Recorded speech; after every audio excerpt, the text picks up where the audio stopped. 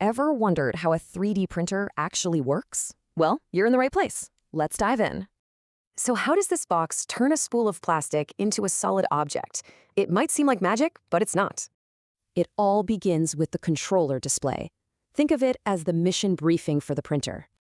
Of course, nothing happens without the power supply. It's the juice that runs the whole show.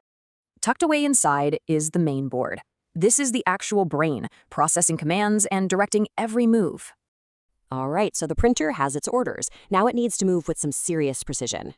The X stepper motor. That handles all the left-to-right movement along this top gantry. Then you've got the Y stepper motor, which slides the whole build plate forwards and backwards. And finally, the Z stepper motor. This one lifts the whole assembly up, one tiny step at a time. Okay, so it can move, but how does it actually build anything? This is the cool part. It's a simple 3-step dance, really. The extruder grabs, the hot end melts, and the plastic is layered. First up, the extruder. It's like a tiny, powerful gear that grabs the plastic and pushes it forward. That filament gets pushed right into the hot end, basically a super precise, super hot nozzle. And when I say hot, I mean it. This melts that plastic at over 200 degrees Celsius. Then that melted plastic is laid down onto the build plate, drawing out the very first layer.